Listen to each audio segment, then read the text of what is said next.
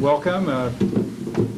Glad you're interested in this topic. We're kind of curious to see who would show up for this meeting. We've been finding West Nile virus to be a very interesting new phenomena, and it's been somewhat challenging for us to figure out what exactly does this mean for Missoula, but we're leaning strongly that it's going to be in Missoula this summer.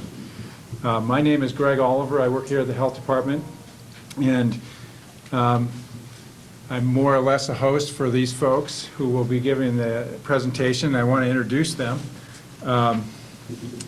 We have Jim Carlson over here to my right. He's the Environmental Health Director in the department, and he's been providing some leadership in Missoula to organize all the various players who have some piece of the response to West Nile virus. And you'll get more of a sense of the scope of that from this talk. We have Dr. Rolette Prine. He's a veterinarian in town, and we're real pleased that he was able to come and help especially address the situation about horses. We have Mary Lou Gilman. She's an environmental health specialist. She's, besides being a stellar producer of handouts and brochures that you have right now, she's looked a lot into aspects associated with mosquito habitat and I think some other areas. To my right is Brant Good. He's our lead epidemiologist in the health department and follows up in most infectious disease situations. And we also will have Jerry Marks, the department head of extension and the weed control district, coming too, but he seems to be a little late. So with that in mind, I think we'll start with Jim, and I don't know if we want to try to turn the lights down. Want to see how that works? Earl? I don't know how it'll work for the camera, so that'll be fine. Work good? Can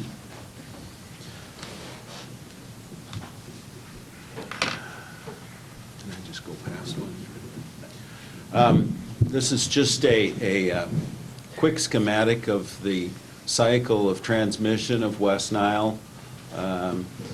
Mosquitoes are the vector or transmitting agent, and the reservoir is in birds, particularly those birds that migrate great distances are the ones that bring West Nile into an area. And then the migrating birds have the virus present in the blood and at quite high concentrations, an adequately high enough concentration that when a mosquito bites a bird and then in turn either bites another bird or mammal, there's adequate density in the blood and the saliva of the mosquito that it's transferred to whatever bird or mammal is getting that second bite. Remember, mosquitoes regurgitate a little bit of material out of their system that's an anticoagulant that keeps the proboscis clean when they're sucking blood, and that process is what essentially injects the virus into the second animal that's being bitten. Humans and horses and most other non-avian animals don't have an adequate viral density in the blood for a mosquito to bite that person and then transfer it to another animal. So it's the birds that have the very high viral densities in the blood, and they act as the reservoir. Humans, horses, and other animals are dead end in terms of transmission of the disease. There's the critter that we have to worry about, and we'll be talking quite a bit about tonight. Culex pippins is one of the species that we have here that certainly does transmit West Nile. Birds that are most affected from an ecological standpoint by this disease are the family of birds that include jays, ravens, and magpies.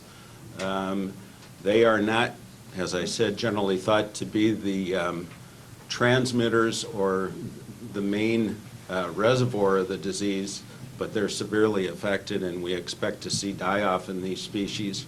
Raptors are also severely affected by West Nile.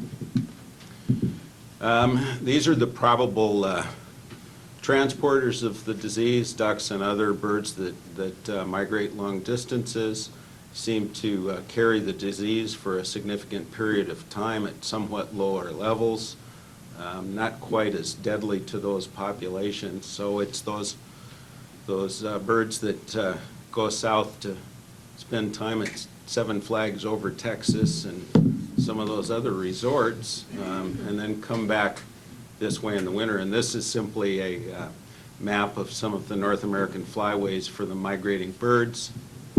And you can see that a lot of our birds from western Montana either do go down into northern California or West Texas areas and northern Mexico for wintering.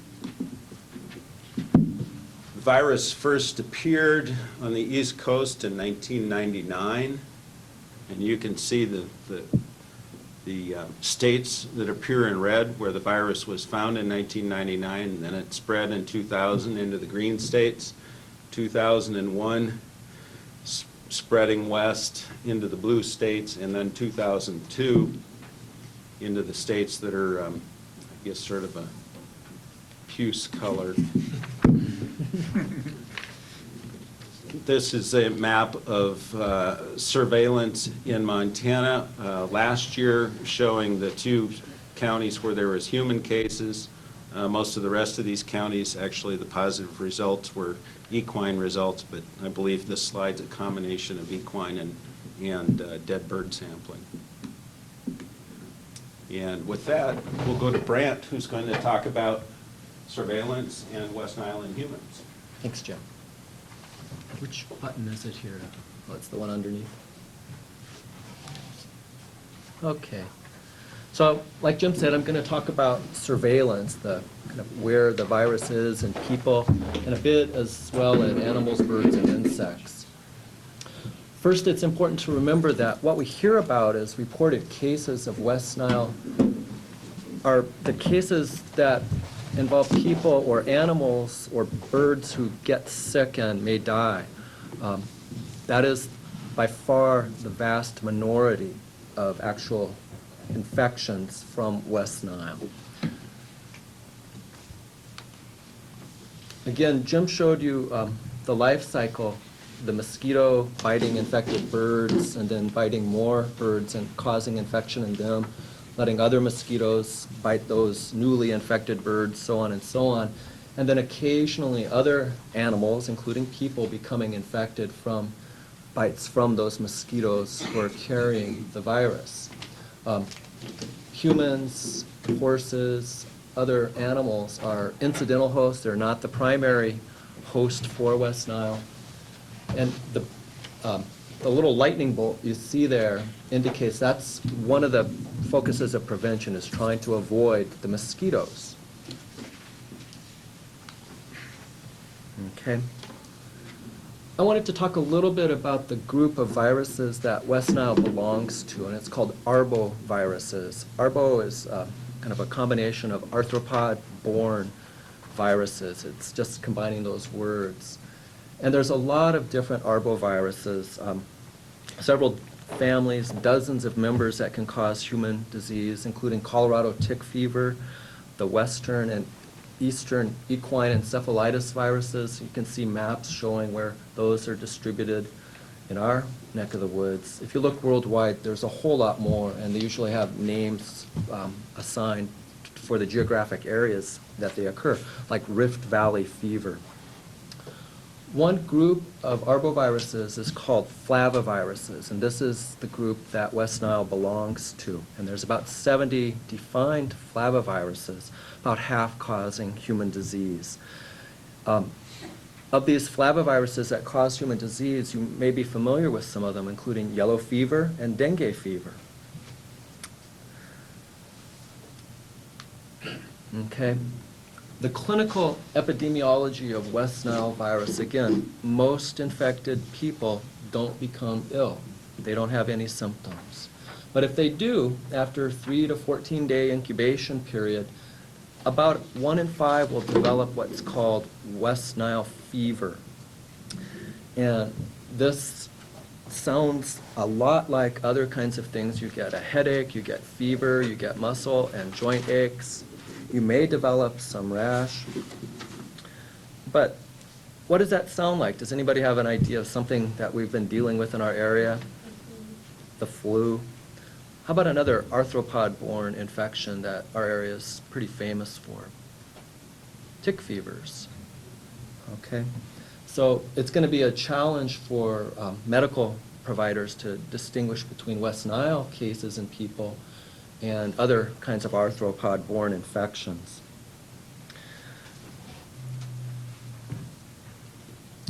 The worst case is, again, the rare case, but that's for the less than 1% who develop disease that causes their neurological system to malfunction. They get either meningitis or encephalitis or a combination of those, meningoencephalitis. And that's the very severe form of West Nile disease, and it has some potential for permanent consequences. In a study done in New York and New Jersey, at discharge after people had been diagnosed with West Nile disease, more than half did not return to their prior functional level. They weren't able to keep up with their normal activities. Only 1/3 were fully ambulatory, able to get around easily. At 1 year of the patients that were seen in 1999 in New York City, 2/3 said that they had persistent fatigue. 1/2 said that they had persistent memory loss. Another half, again, had difficulty walking. Other common complaints were weakness and depression. So again, it's rare, but you don't want to be that 1 in 150 or so that catches the severe form of West Nile. The primary risk factor for that kind of problem is age. Okay? So the fever, again, is a mild illness with a sudden onset, fever, swollen lymph nodes, headache, abdominal pain. You may have vomiting and diarrhea, the rash, redness in the eyes, pain in the eyes, and lack of appetite. That's the easy kind that about 1 in 5 people tend to get, and it lasts generally less than a week. So we're more likely to have people who catch West Nile and express these symptoms versus the rare, more severe kind. But again, please remember, overall, most people who catch this aren't going to have any symptoms. This chart shows you the age groups where those 2 presentations of West Nile most commonly occur. The upper bar, which is the blue line with the black diamonds, that's the severe disease. And you can see that younger people, it just doesn't tend to happen in the younger age groups. It tends to be something that happens in the middle age to the elderly population. West Nile fever is the bottom line with the pink squares. And you see a kind of a peak in the 40 to 49-year-old group.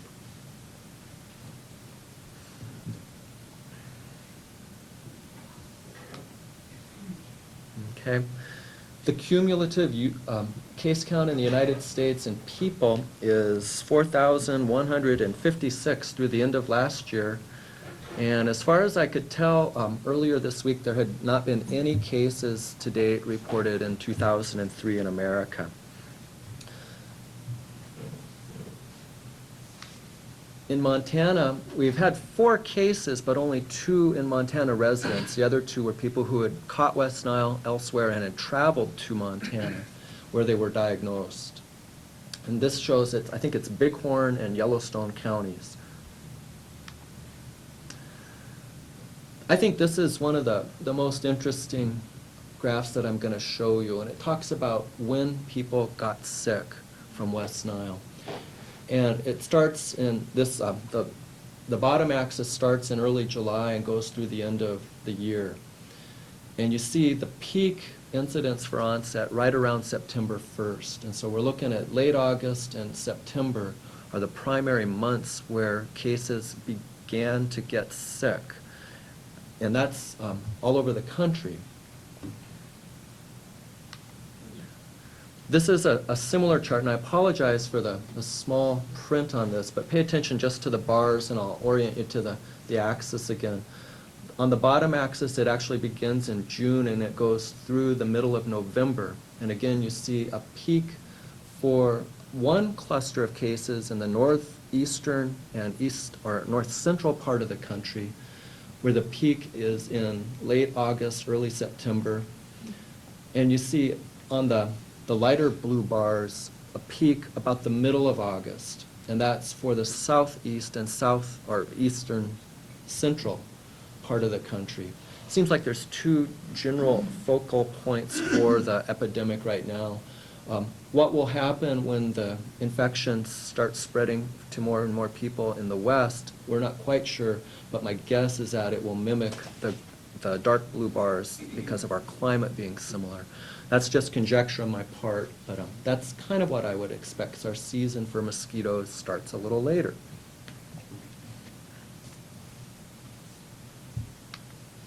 Okay. This map shows the bird count, and I think this is the same one that, well, is this the same one that you had, Jim, or no, it's slightly different? Okay, positive test results, we only had 2 hits on birds.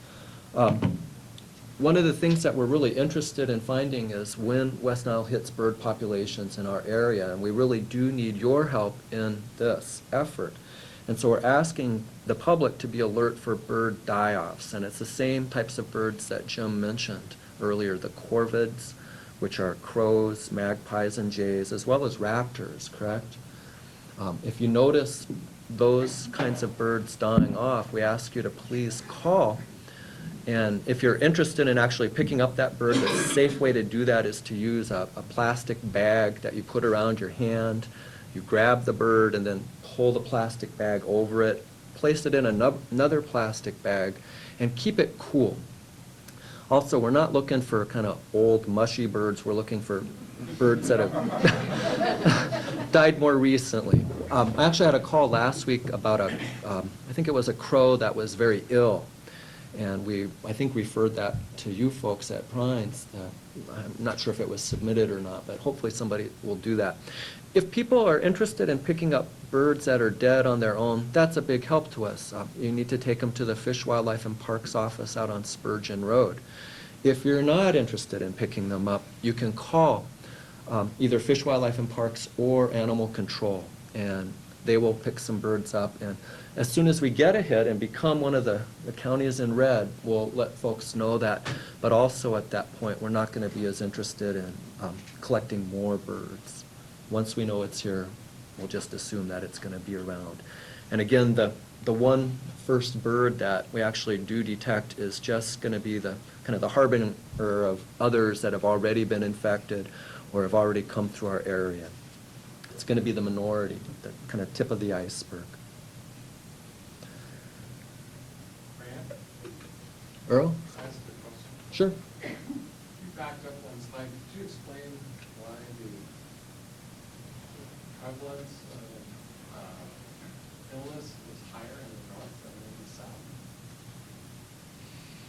That's Because surprising of too. just population? It may have to do with surveillance artifact, that it was first detected in northern states, New York, for example, and they actually did more surveillance earlier.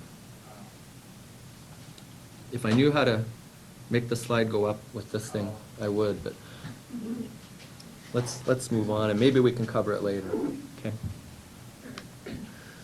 This is where I think we're going to see a big impact. This is a veterinary count. These are different animals.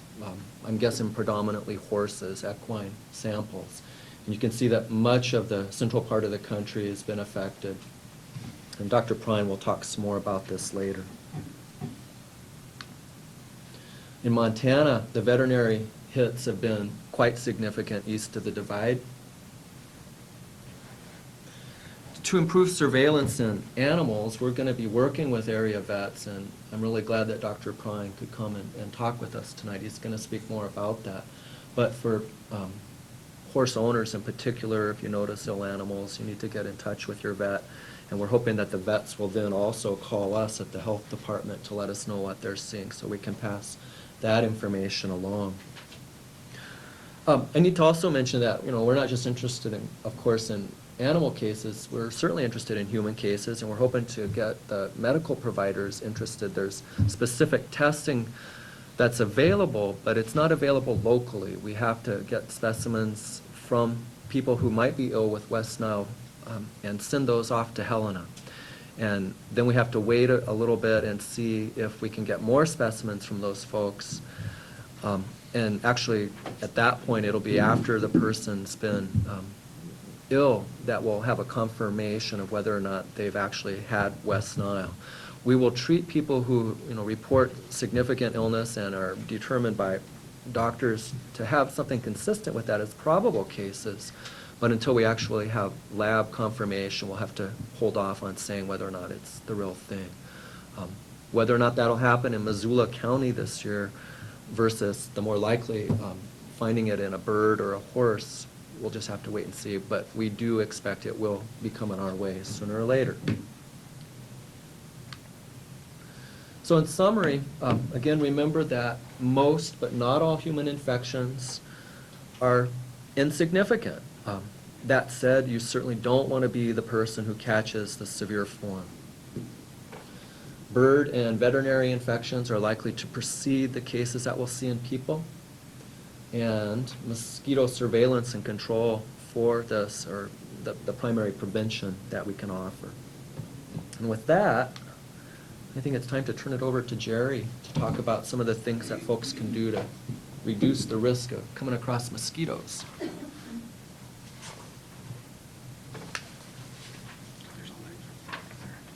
And this, where's the button? There, that's it. The extension office, I get calls every year on mosquitoes. I think one of the things is children, they like water. When we grow up, I think we still like water. We still have our wading pools. Sometimes we expand them into swimming pools, our bird baths, our ornamental ponds. And we've built, a number of us have built in along waterways. A number of us really like back to nature, so we promote wetland areas and this type of thing, which actually increases mosquito habitat.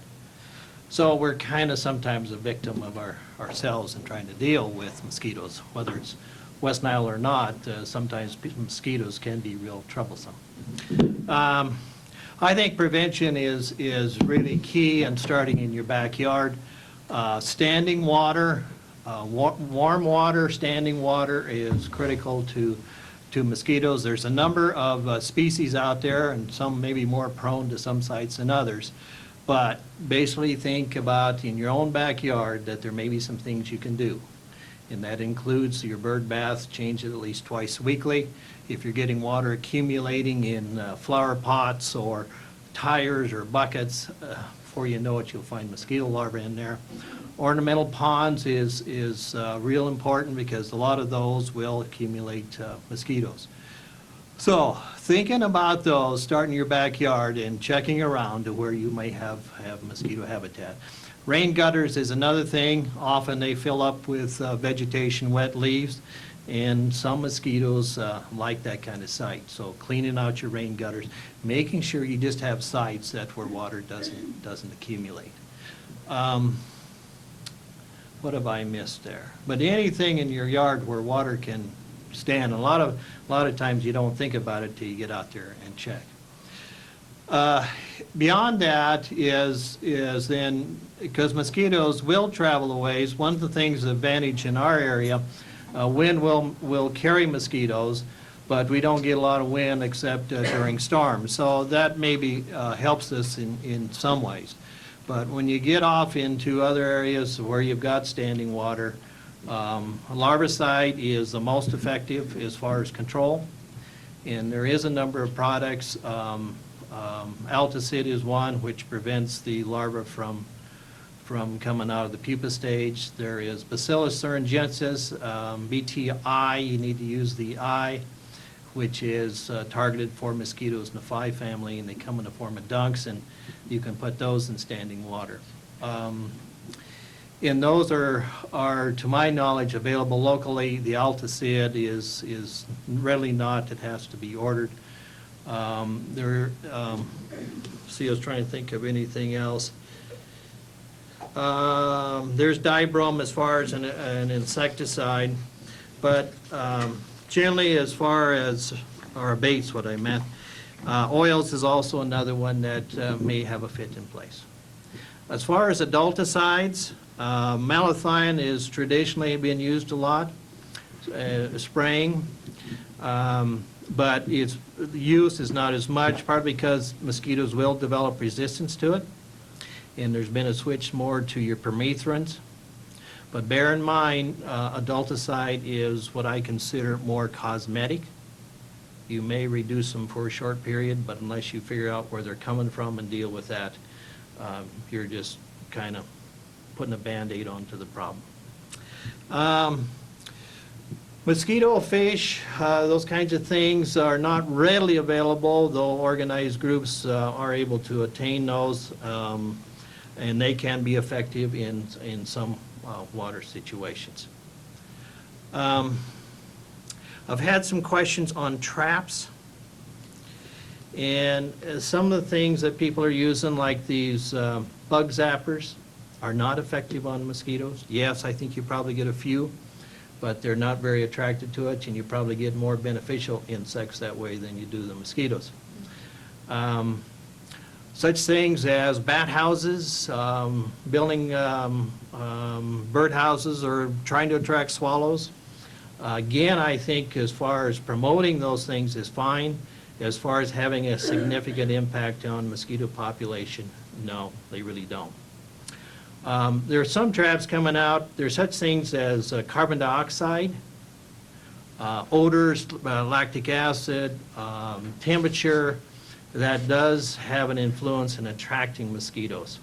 So they do have traps that run off propane. Some of them have an attractant in them. They are expensive, and again, it varies on the mosquito species as to which you'll attract the most and be able to trap. If you go that route, I think you need to put them away from your house and not attract them to your house. And bear in mind that even that will not get rid of all your mosquitoes. Certainly you can reduce them, but it is not a surefire thing to get rid of all your mosquitoes. Some places have organized mosquito abatement districts, and certainly that's one way, I guess, as far as developing strategies. But I encourage people, and I know some of you are probably here from Ravalli County, because I've had a few call, and I know you talk about that up there. It's probably at least a year or 2 year process, and I find you need to spend quite a bit of time educating yourselves and trying to get people. We're a pesticide-sensitive community. We have trouble agreeing what's the solution. So the more time you spend on trying to go through the process and bringing folks up to the same level, the better success you'll have. I think there's maybe one more on here. Oh yeah, putting up screens. Anything you can do to keep the mosquitoes from coming into the house certainly is helpful. I think our next one is Mary Lou is going to talk about particular personal protection. I'll let her talk about that.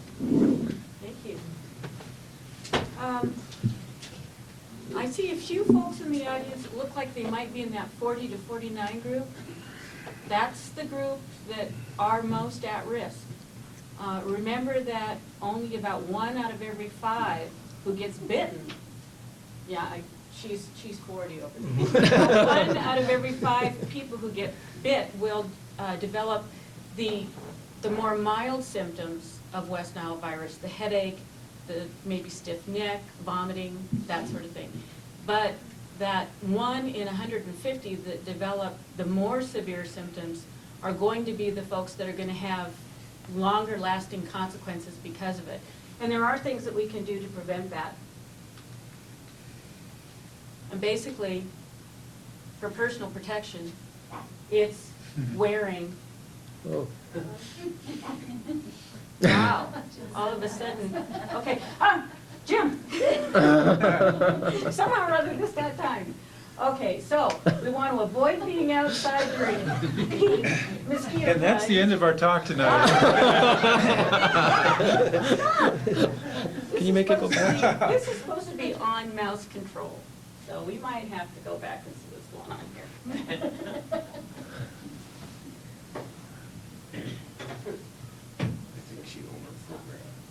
Yeah.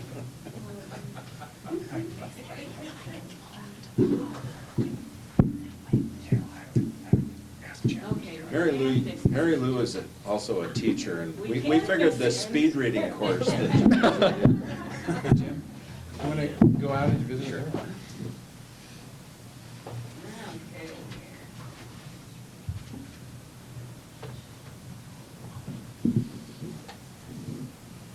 It's number 29, I think, or 28, Mary Lou.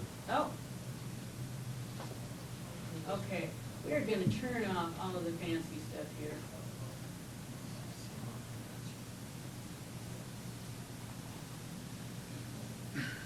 Maybe.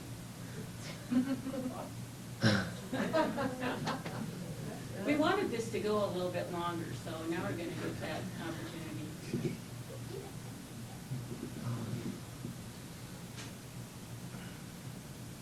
Let's see what happens if we do that. So there's something called action buttons, and always be careful with the action buttons. Yeah.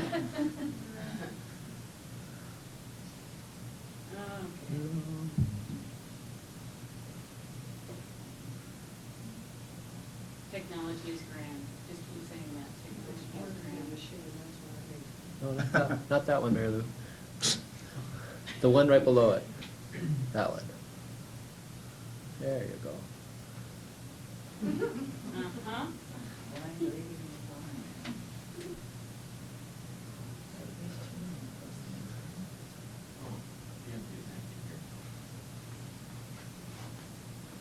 Any thoughts, Brent, about getting? Go down to, keep going. Here we go. Yeah, and then go down to 29 or 30, wherever it was. While you're doing this, one thing I was going to mention about mosquitoes. There we go. Mosquitoes, if they have a warm, the water's pretty warm, can raise a whole brood of 300 mosquitoes in 4 days. That's- So that's how quick, if you've got a little puddle on top of a cover, a tarp that's covering something, they can move if it's optimum. And usually it's about 7 days. And one female mosquito, if it has a blood meal, needs a blood meal, will lay 300 eggs and can do that 6 to 7 times over the summer. So they're pretty efficient. This has been one good reason to learn more about mosquitoes, and they're very effective out there. Okay, you know what? I think we're going to do this from this screen. Let's see if I can. Yep, I can. Okay. We're going to do this from this screen so that we don't have to get seasick watching these things flip around. In terms of personal protection, there are a lot of things that we can do to prevent being bitten by mosquitoes at all.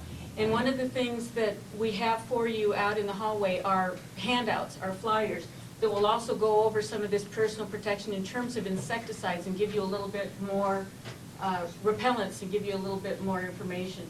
These are some of the brands that are currently available, and depending upon your exposure outside, you'll want to decide how you want to apply those repellents. Want to go to the next one? Yes, please. Have you heard of cactus juice? No. It is not, it's more natural. The, And for us, it really keeps the mosquitoes off of us, and we've got a pond. do you? Okay.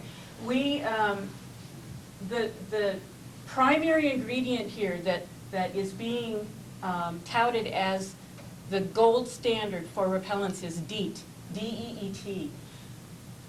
Or you have any left? I'm not. I can't. There you go, okay. So in order to take precautions, we have to know a little bit about the mosquitoes. And their most active time, their peak active time is going to be from dusk until dawn, in those cooler hours of the morning and throughout the night. So that's the time that you want to make sure, if you're going to be out, that you're wearing repellents. You need to keep as much of your body covered as you can, long sleeves, pants, socks, and then only wear repellent on those parts of your skin that are exposed with your face, your neck, and your hands. If you have infants, cover car seats, strollers, that sort of thing with netting. That'll keep the mosquitoes off those little ones. And again, things that you can do around the house to make sure that you're not letting mosquitoes inside the house by getting your screens on for doors and windows is important. When we talk about insect repellents, we are talking about those with DEET. You ready? Yep. Let's see if this is. Okay. DEET is going to be on the label. You're not going to see the word DEET. You will see N-N, diethyl metatoluamide, or diethyl M-toluamide. That's the ingredient. It's probably going to be the ingredient listed first. And there will also be a percentage listed on that repellent. If you are taking care of children, if you're putting repellent on children, you need to make sure that, first of all, you're not using DEET, a DEET repellent, on any child under the age of 2. So for 2 to 12 or within that age range, you want to have DEET that is under 10%. And again, you're going to see it listed as the first ingredient, and then there will be a percentage. For adults, you can use repellents that are anywhere from 30 to 35 to 50% DEET. The only thing that you buy when you buy a higher percentage of DEET is longer lasting protection.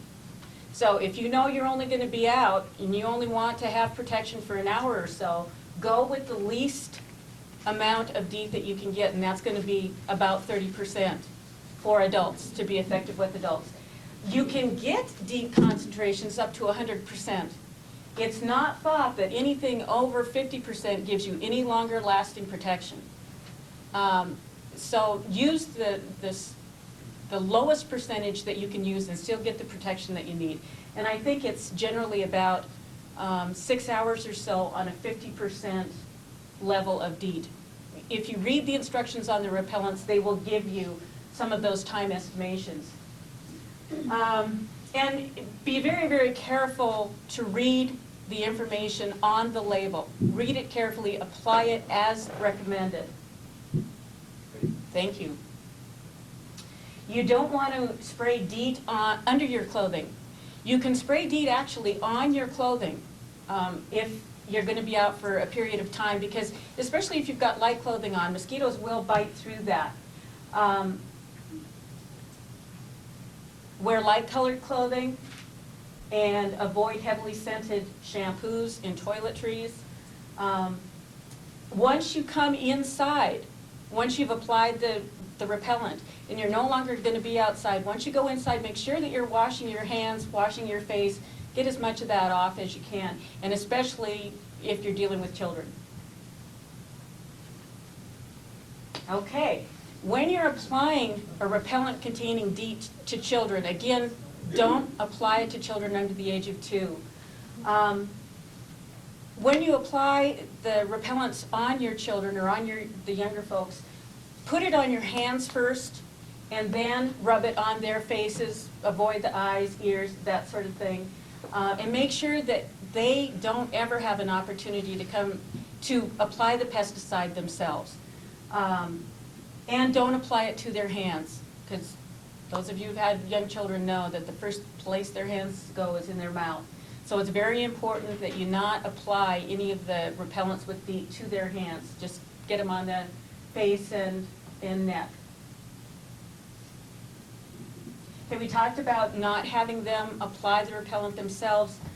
Make sure that you're applying it for them and keeping it out of their reach. And you don't have to apply repellent under clothing. If you are spraying your clothing with some repellent, you don't have to apply it under your clothing. Again, once you come in the house, make sure that it gets washed off. Some other precautions to take if you're using it outside and you're barbecuing or doing something like that, be very careful not to spray the DEET anywhere where it might come in contact with food. And certainly avoid inhaling it if you can. This is, yeah, you can go bypass that. There, that's the one I want, right there. So, you know, we're all gonna be wearing it. Once we get that indicator bird or number of birds that are dead, we'll know that West Nile virus is here. So we might as well just grin and bear it. The products are out there, they are available. Just read your labels. I think we can try it. Yeah, I think it'll be okay now. You need to get it to the show part though. And just at the bottom, Grant. No, but it's the mouse isn't working on the laptop. Can you do it? Oh, there's a mouse on the side. Oh. There we go. Oh, we're fighting each other now. Sorry. Mouse works. Here, I'll go ahead and click this. Good. I'm Roulette Prime, and I'm just going to kind of go over kind of the numbers and that sort of thing. The reason, and one of the biggest reasons I believe that horses are kind of an indicator species also for West Nile is because horses get to stay outside. They're exposed to mosquitoes much more than the people are, and that's why we probably have a greater number of cases in horses than we do. And also, you'll notice that the peak time for infection is dusk to dawn, and during those times, most people are indoors during that time. The highest activity of people is during daylight hours, and that's the time when mosquitoes are not. Horses, unfortunately, get to spend time outside both times. Last year in the United States, there was 14,358 cases in 43 states of horses infected with the West Nile virus.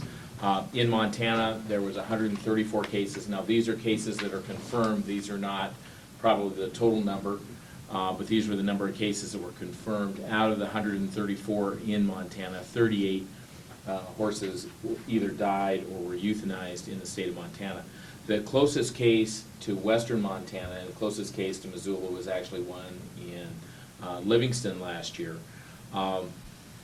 And we believe that the reason that we did not see any cases in western Montana is because of the species that amplify the virus, which is basically the ducks and geese.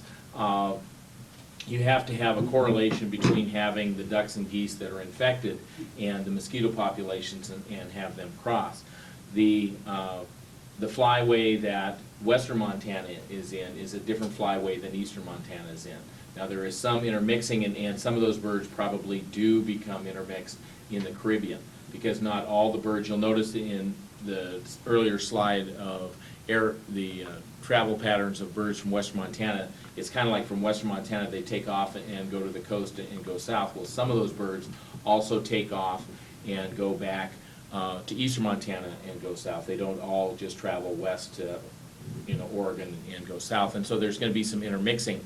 It's those intermixing birds that will finally move back, come back in and infect our ducks and geese populations. And then secondarily, then you have the crows and the raptors, and all those are the birds that actually do not amplify the virus, but they're ones that actually, when they get the virus, they actually die, and that's why we use them as an indicator species. The ones that amplify it, that cause a tremendous number of viral particles in their bloodstream, are the ones that are not affected and do not die. And ducks and geese do not die from West Nile virus. They actually live with it quite well, and that's why they amplify and they end up getting tremendous numbers of viral particles. The other thing is in equine cases, there is a vaccine that was provisionally licensed last year, made by Fort Dodge. In February 6th of this year, it became unprovisionally licensed. It was fully licensed at that time. It is still, they still want to have somewhat control of where the vaccine goes, and correlation back to the number of cases that become infected, the number of cases that were vaccinated. The vaccine is given in a series of 2 vaccinations, anywhere from 3 to 6 weeks apart. The vaccine was used extensively in the east last year. It has been used in western Montana extensively this year. It appears that the vaccine is approximately 85 to 90% effective. If you look at the number of cases, if you go to like Oklahoma last year, there's about 265,000 horses in Oklahoma. There was about 275,000 doses of vaccine sold in Oklahoma. And the number of horses that died in Oklahoma were, they had 420 positive horses, and of those, of the vaccinated ones, there was only 14 of those that had received, because of the 2 vaccinations, they figured half the horses in the state had been vaccinated. 14 of them were vaccinated of horses that were positive. 407 were non-vaccinated. And with half the population, you would anticipate those numbers would be about the same. And in almost every state, the numbers work out to be about the same. And so the vaccine's in the 85 to 90% effective. Just because a horse is bitten does not mean that the horse is going to be infected, just like it is in people. Of the horses that are infected, the number one thing that people notice in the horses, in about 60% of the cases, is the horses become ataxic. And walking, they have an uncoordinated gait, and that's the first thing that they notice. Depression is the next most common thing that they see. The most common telling characteristic that's almost pathognomonic for this disease is a facial twitch. And horses consistently have quivering of their facial muscles, and the majority of the time, those are horses that will probably come up positive with West Nile. The other thing that they have in about a third of the cases is they have a progressive weakness, and the weakness is primarily in the hind limbs and goes forward until the horses go down. Of horses that are affected with the disease, that clinically show disease, anywhere from 20 to 30% of those horses will either die or will be euthanized. And the reason that they're euthanized is that they become ataxic, they go down, and then they start beating themselves, and there isn't really any way of controlling them at that point, and they have to be euthanized for just for humane reasons. Of the horses that respond, which means 80% of these horses respond, at 30 days post, they had a questionnaire in Colorado and Nebraska last year on horses that had survived West Nile infections and were diagnosed with West Nile infections. 30 days after they had returned back to usage, the number one thing was lethargy. The horses still had lack of stamina, poor performance, just wouldn't do what they had done before. And some of them still maintain the ataxia for a long period of time. What they do is they get a swelling of the brain, and if you kill any tissue in there, it takes a long time for that to regenerate, and that's why getting the disease is much worse than trying to prevent the disease. And a certain percentage of those horses, about a third of those horses, are basically rendered somewhat useless afterwards, that they're ataxic, they're not safe to be around, problems eating, and chronic depression, and that sort of thing. And so the numbers actually correspond fairly closely with what happens in people for the numbers that make it through and the numbers that survive. For prevention, there is a few things that you can do. There's absolutely no question that the number one thing for prevention is isolating the horse from mosquitoes. And this can be done by moving the animals out of a highly, take them to different pastures where there's not as many mosquitoes.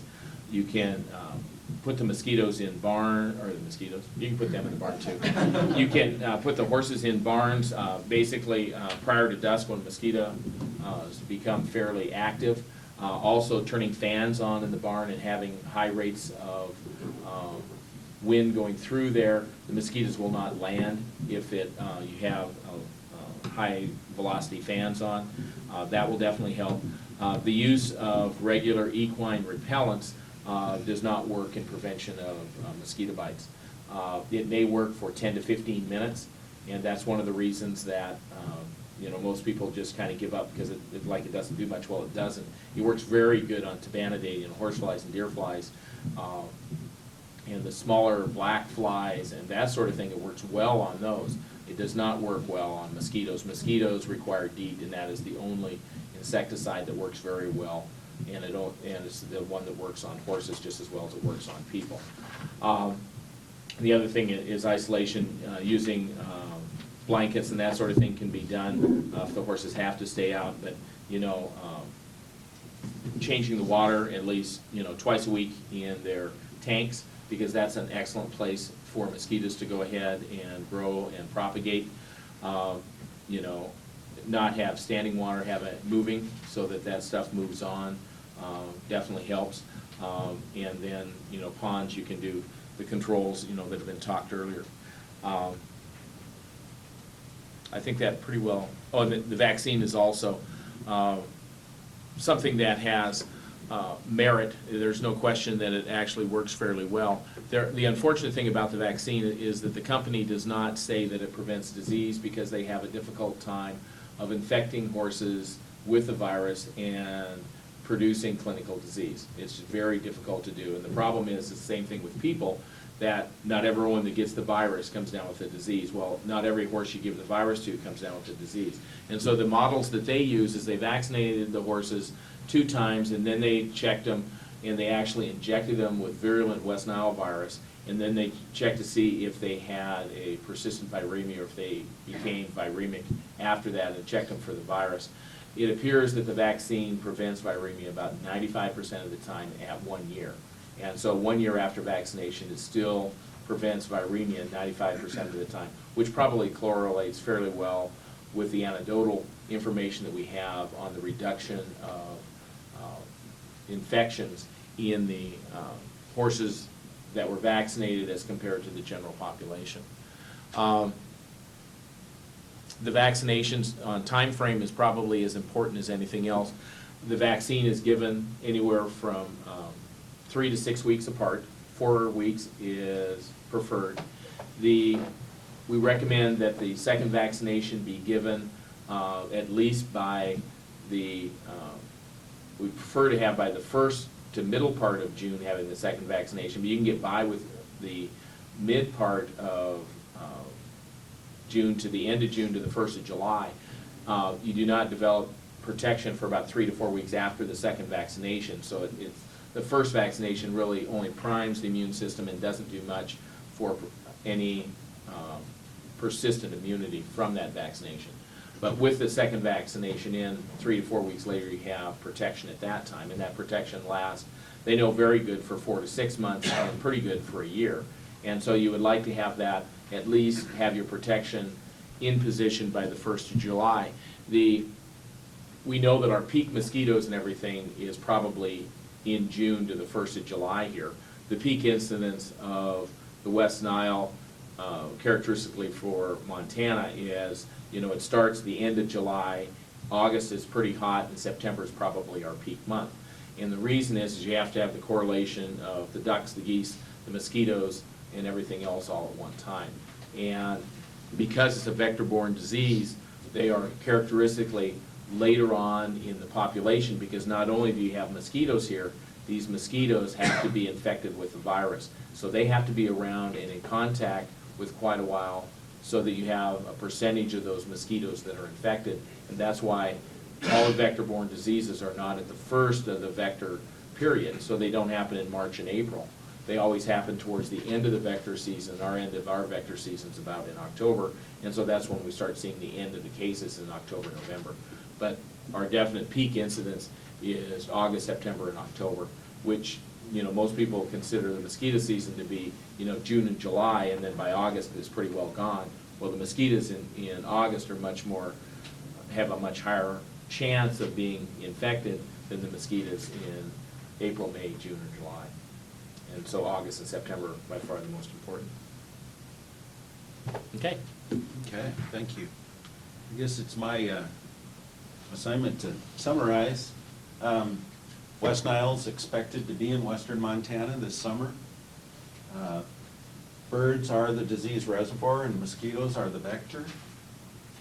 The virus is expected to cause significant death in certain species. I'm talking about birds, however, many species of birds, up to 80 species, carry the virus. Unvaccinated horses are very susceptible to West Nile virus. Horses should be vaccinated as soon as possible. I We're at think the end of the getting towards vaccination the period. end of the window. So if you have an unvaccinated horse, it's time to take care of that animal. The risk of severe adverse impact from West Nile virus in human increases significantly with age. Folks over 50 should take extra care. And I'd like to talk a little bit for a second about Brandt's risk chart. That chart was a risk of cases in the United States. It was not a rate of severe disease per 100,000, which is what you often see in an age census. So what you're seeing is basically two things. A lot of older folks don't get as much exposure, and there isn't as large of a population of people 70 and over because a certain percentage have already gone to their maker. So as you get older, your 60s is worse than your 50s, 70s is worse than your 60s in terms of your risk. So the older you are, the more careful you need to be about making sure that you're not exposed to mosquitoes. Eliminating non-natural mosquito habitat is one effective way to help prevent disease. I think our entire group's learned a lot about mosquitoes this spring. We've found out that, except in severe storm weather, they don't go more than several hundred yards usually from where they're born. So, distances up to maybe a mile or so is, we've been told on the high end. So controlling that habitat around where you live is very important. One of the other things that we found out is the female mosquito will get a blood meal, lay eggs, get a blood meal, lay eggs, get a blood meal, lay eggs, and do that up to 5, 6, 7 times before they die. And, during that cycle of having a blood meal and laying eggs, they're transferring the virus, if they've bitten early on in their life cycle, to subsequent blood meal hosts. And the use of long sleeves and repellent, particularly in dawn and dusk hours, is another effective way of preventing the disease. And with that, I'd like to thank all the panelists, and I think we'll turn it back to Greg here. Right. Well, you've been very patient listening to all of this, and so now we've got a time where we can answer any questions you have, or if you've got comments, thoughts about this, just let's go for it. Yes? I have a question for Dr. Kern. We don't have horses, but we have dogs and we live on the river. We have lots of standing water, of course. And, lots that isn't standing. Can you put DEET on dogs? We have a dog with very short hair.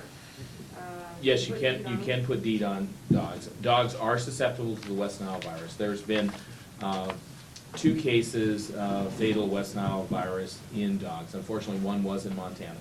In Billings area, there was one, and the other one was in the Midwest. And so, yes, it is a possibility. The other thing is you can also bring them in during those times, in the evenings, that sort of thing. Would a flea collar help? No. Okay. The only repellent that works is DEET. All the others have shown very poor repellent. If you look at, I've had people use garlic and use all sorts of things. The biggest thing is that, they only use it once for 1 year, and then they never redo it. It just doesn't. It's like using Skin So Soft as repellent. It's used in the lawn industry a lot for keeping insects away and everything else. Its effect is almost minimal. You just really can't tell any difference. But DEET can be used on the small dogs. And if, they have, really short hair and everything else, it's probably not a bad idea to go ahead and clean them off once they come in. Because they have a tendency to preen themselves and that sort of thing, and you don't want them actually licking the DEET, incessantly and that sort of thing. I have a question about vaccinating horses, all ages, just the older ones? Basically all ages. The vaccine probably is non-effective in the young. Under 3 months of age, the vaccine has not been shown to really do much at that time. They haven't done much work in that.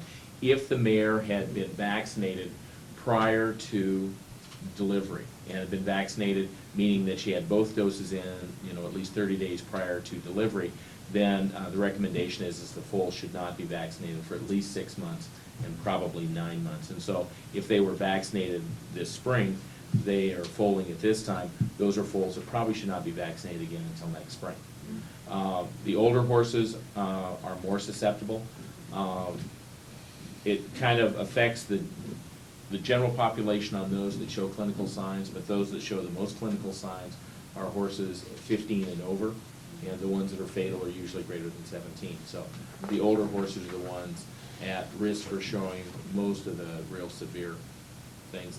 Other things that also affect are how much stress the horse is under.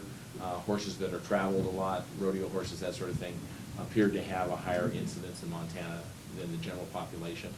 And so that's a possibility. The other thing also to realize that I did not mention is that horses that have come down with the clinical disease and everything else are not at risk for causing people to become infected. So horse-to-horse transmission, horse-to-people transmission is not. The horse is like people, it's a dead-end host, and they don't get a significant viremia for the mosquito to get enough virus to do anything. Dr. Bryan, since the vaccine's sounds pretty successful in horses, is there hope that there'll be a vaccine for people and kind of follow-up to that is, what are there adverse reactions to the vaccine in horses? The adverse reaction rate in horses by the company is 1.5%. And with that, what it generally is malaise, fever, and sensitivity at site of injection. And in all the horses, of the 650 horses they did their safety studies on, all of them were normal within 24 hours. And so it is one of the least, because it's a single valent vaccine, is probably why we have less side effects than we do with, the 3 and 4 and 5 way products. I do not know if they're having any vaccine. I would expect you would have as good an idea as any. What I've heard is that it's a great question, but vaccine development is a lengthy process. For humans, it's unfortunately, or maybe I guess fortunately for animals, a bit easier.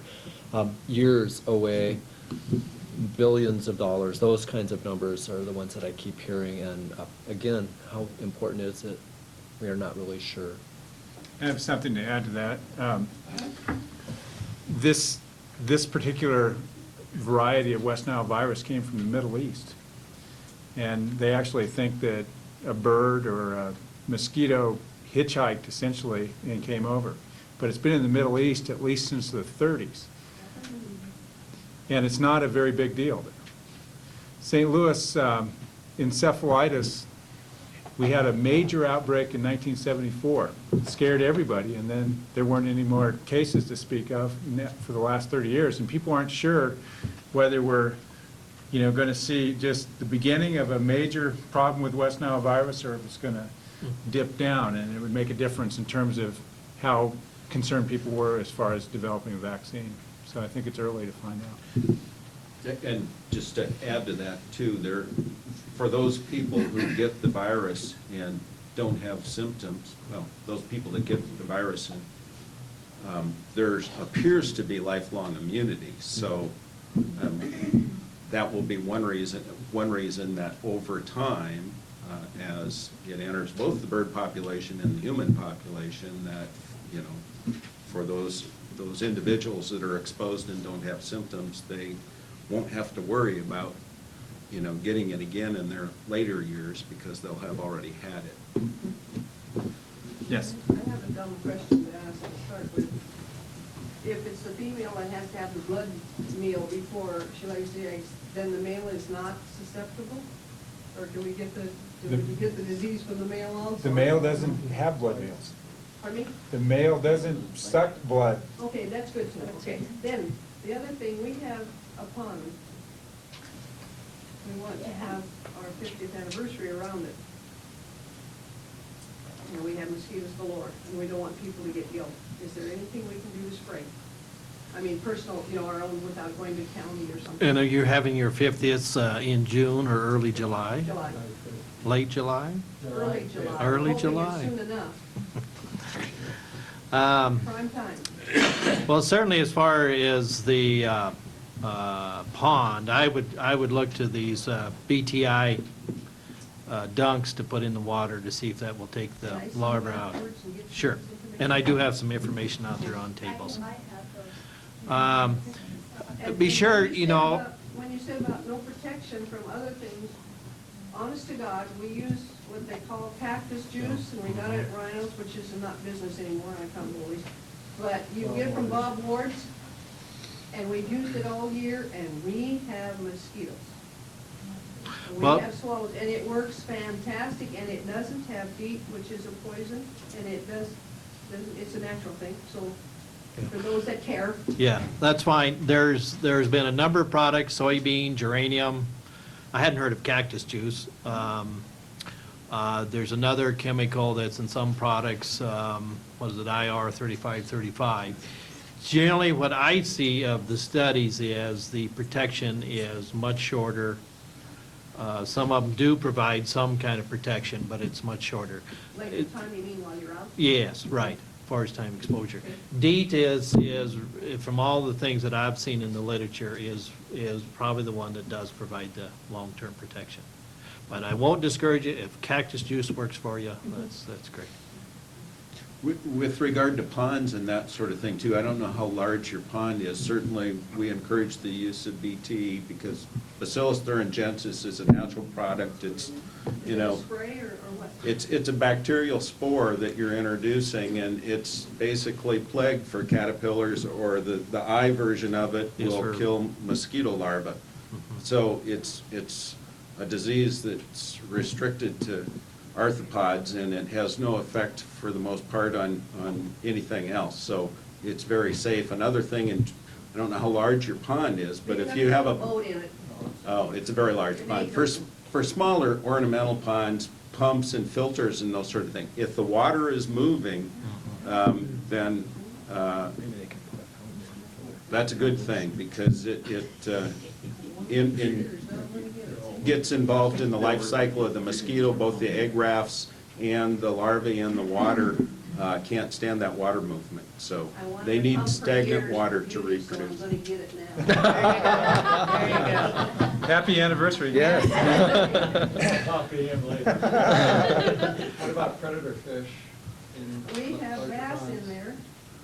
I don't know how well. I don't know if bass, maybe the real little ones would eat on the Yeah. larva, Yes, but, they do. mosquito fish are very effective. They'll reproduce quite quickly, and then they won't survive the winter. They're not a native species, obviously. They're a more tropical. I don't know how easy they are to get a hold of, but, the mosquito larvae is a major part of the food chain for a lot of small fish. I would also mention tall vegetation or lots of vegetation, mosquitoes like to hide out into those. And I notice fields, hay fields, once they're cut, you really see some drop in the mosquito population. Once things start drying out, once these fields are cut and done with, your population does drop. So you might consider that area around the pond, Well, I if can't that's get down the possible. pond to mow all the cattails and stuff, so that's the part Yeah. that we're having. Okay. That's why we wanted to know about a spray, if that's possible, or Yeah, we okay. thought of the oil, but that might hurt fish. I don't know. I don't know. And one of the things, probably, can you recognize mosquito larvae? Yes, And do you see them in the water? We have some pails, couple pails out that had paint in it that I was gonna clean. They're full Yeah. of dead. Yeah, well, how about the actual pond itself? I mean, one of the things is, We've got check. gone down to it to look. Okay, check. I mean, what, maybe the fish are taking care of the problem. And there may be some other source that they're coming from. That's all I'm suggesting. Okay? I just want to, this is the dump Yeah. that everyone is talking about. And so, About 100 of and, those. well, no, one covers 100 square feet. Yeah, that's 10 foot. So. Well, but if you can, you can, yeah. I had those, but it's no good for a big pond, but for little things around your yard. And the horse tanks and that they- kind of thing. And they're made with a hole in them, Yeah, so you we've can had them on stake with them in and, binder twine. yeah. Where yeah. did you find those? No. We have the supplier. So So- where do you supply them from? I mean, Where can people get them? Used, yeah, we get them out I of, mean, what's your business? it's, Skeeter eaters. Oh, West okay. Nile, yeah, and so it's, we get them, Houston, Montana. We're selling them, so, Can you put those in a creek? yes. Yeah, Well, I don't know that in the creek water I that mean, it's I'm talking a gonna, very small creek. You shouldn't need them. It has a lot of water crested. You might want to. you can put it in any water. What did you call them again? Skeeter eaters. If your creek is moving water, reasonably moving water, you should not have a mosquito problem. It's those back areas that fill up, the water is still, that you run into more mosquito problems. Even with the moss and all that, it's pretty, there's a lot of vegetation. There's tons of mosquitoes out there. And there's a pond, like, I don't know, 500 feet from the house. And it's pretty small, and it has, we raise fish, so there's like 350 fish in there. So we don't think that putting any chemicals in there would probably be a good idea, but it's a pretty small pond. But This won't hurt your animals or fish or, well, I don't know about that. Right, yeah, It we won't raise kill any. 'em. Chlorine have any effect on standing water? Chlorinated pools are not a problem with regard to mosquito population. It's when people let the hot tubs and the pools go stagnant and the chlorine's gone, then you can start to get mosquito propagation. But you were talking about putting in a pond, or? No, I'm just talking about like, with all this high water now, in our area, there's a lot of areas that have standing water till, say, September or so. And that's why I've always just, I'm sure, because I know in Arizona, we used to just throw those big old chunks of chlorine in the standing water and hell with it. One thing you can do, living on the Bitterroot, we have groundwater or standing water after high water goes away. And we take some pump and throw it in a pond or throw it in an area of standing water and pump it back into the river or pump it up on your lawn, someplace where the water will dissipate and won't be standing anymore. And some pumps are really pretty effective at doing that. Yep, that's a very good way. Another thing that people that have livestock may want to do is keep them out of those low-lying areas where it's muddy and the groundwater and the surface are very close together and they make those hoof depressions. And that's ideal habitat as long as that water stays there for about 10 days or so for breeding a generation of mosquitoes. So, not only, you're separating the livestock from the mosquito population, but you're also, creating less habitat for breeding. Tony? What sort of surveillance for larvae is either necessary or recommended in the private sphere and also by public agencies? And how effective is surveillance Surveillance for which things? for the larvae? For mosquito larvae? Yeah. Just because I've read that, surveillance is a key step if you want to control the. They larvae. did mosquito surveillance in Montana last year. They found none that had West Nile, yet we saw animals and birds. And so its value, right, when you look at that, seems questionable to me. What about surveillance for finding the larvae so you can kill them as opposed to. Just looking for them? Well, we know where they'll be. They'll be in standing water. I think it's a good process to go through to check the water, see if there is mosquito larvae and see the numbers. Generally, those that are in organized mosquito districts probably have more of a process, but, you know, homeowners can do some of the same things as far as right around their property if they've got water. Yeah, last weekend I noticed in a thing that had collected water in my backyard, mosquito larvae. And so I just emptied it out and I figured, okay, it's that season, a little bit early, so, you know, just looking around for them. What's the age of a foal that can be vaccinated? Minimum of 3 months, and if the mare's been vaccinated prior to that time, you're looking at probably 6 months. So 3 months Is and it- over? There's a question back there, Yeah, then I- we'll take I that. have a daughter who has Down syndrome, so her immune system is a little weak. Does that have an effect on her susceptibility to West Nile virus? You know, that's a good question. I can't say. I'd have to ask others for information. If you want to talk afterwards and get some more information, I can get back to you. Yeah. I have a question and a comment. One is, what's the effect on other small mammals like cats, rabbits, things like that? Any The incidence is so insignificant That as doesn't- compared to the number that they're just incidental. Okay. As in, like in the llama and alpaca world, 2 cases in the United States documented. So the numbers are so limited that it's probably not overly significant. And, you know, in those individual cases, it's significant in the 2 dogs that have died. But the number of dogs that have been exposed to mosquitoes compared, you know, to the number that died, you know, the infection rate is probably quite low. Okay. And then the comment I have is to reiterate what Sherry's saying, is keeping the grasses mowed. If you keep your grasses to 2 or 3 inches, it's gonna eliminate a lot of habitat or at least protection. And then the other issue is the standing water in things like buckets, cars, vehicles, pails, just places that you don't even imagine. And then the other thing that we do with the mosquito control abatement out in Lolo is we fill in some of those low-lying areas. So if it's feasible, and you've got a lot of low-lying areas, it might be beneficial just to go through and fill them in with dirt, and they won't become a problem. I wish I could, it's not my Me land. too. We have acres and acres. I'm taking care of my property, so all my surrounding neighbors. Right, there you go. I have swamps. I agree. You don't do much of that. Yeah. The adult mosquitoes survive, their day-to-day food is plant nectars.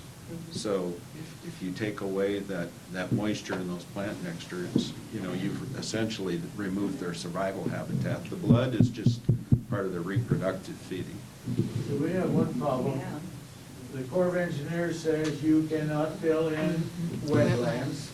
So we have a problem that we have wetlands and we gotta live with it. So they may have to change their theory a little bit, you know? Well, you know, mosquitoes are a fundamental part of the food web in our system, and you'll notice we carefully said, you know, non-natural mosquito habitat, we want people to control. We're not suggesting that it's possible or that we even want to eradicate, you know, mosquitoes from western Montana.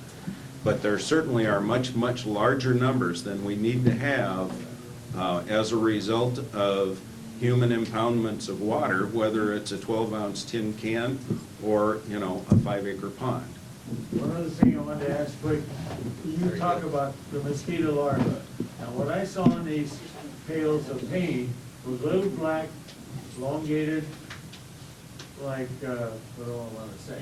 There was mosquitoes laying in there, so that's why I assumed they were. So how do you describe the mosquito larvae? You know, are they black and an eighth of an inch long? And they kind of wiggle? They wiggle? No, I didn't see that because the paint killed them, see? Oh. So I just got the Yeah. black, pails full of black.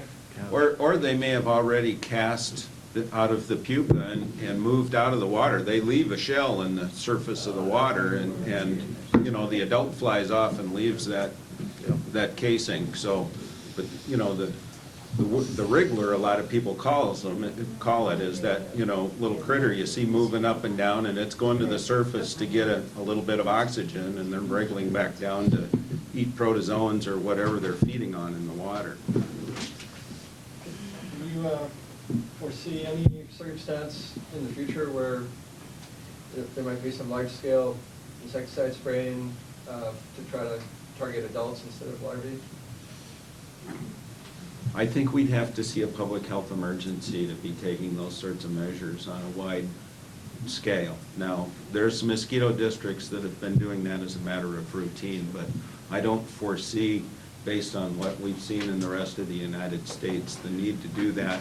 Also, as it's been indicated, controlling adult mosquito populations is a very ephemeral process and is likely to have little efficacy in terms of controlling the disease. How long does the adult live? 4 to 8 6 weeks. weeks. What range will the mosquito fly from its hatching point? Are they pretty localized? Very localized. Yeah. They'll You know. blow more than they'll fly. Most species, it's 1 mile, maybe 1 to 2 miles.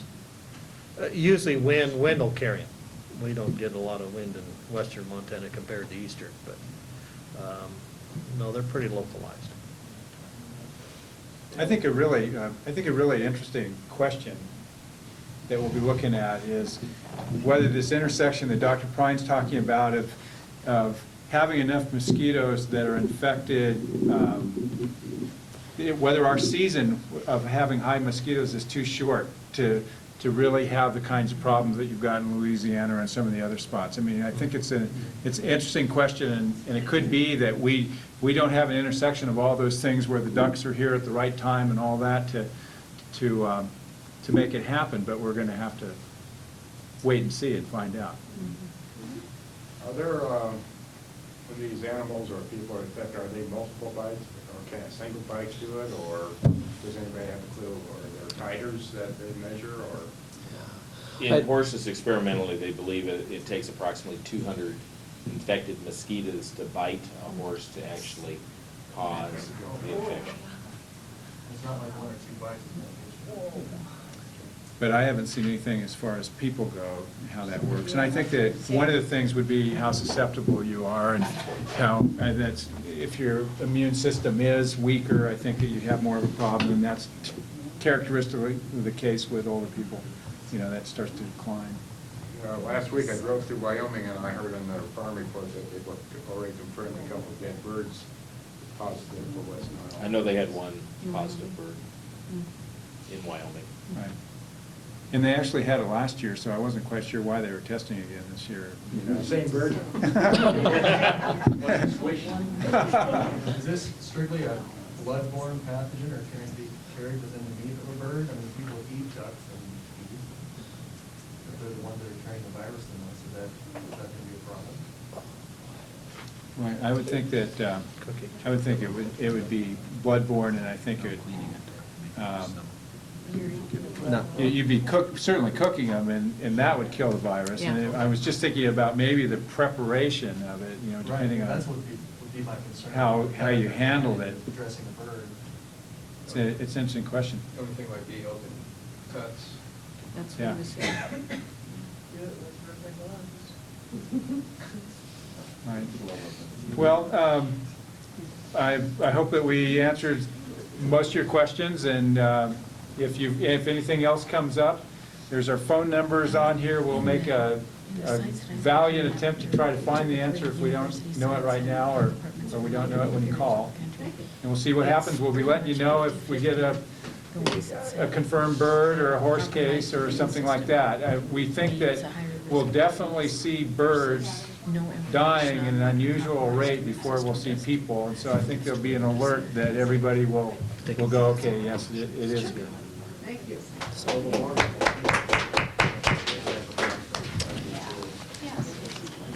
That's how they picked it up in '99. The Bronx Zoo was a veterinarian brought down a bunch of dead birds. Why are these birds dead? And they were so wild. Well, what an odd They were sheet close. for you to pick And so up. that's when he found it. Interesting. The statement. He was just interested in it, so. It's way off. I'm glad you showed up, because we were pretty sure there'd be a lot of questions. CDC. Yeah, they're,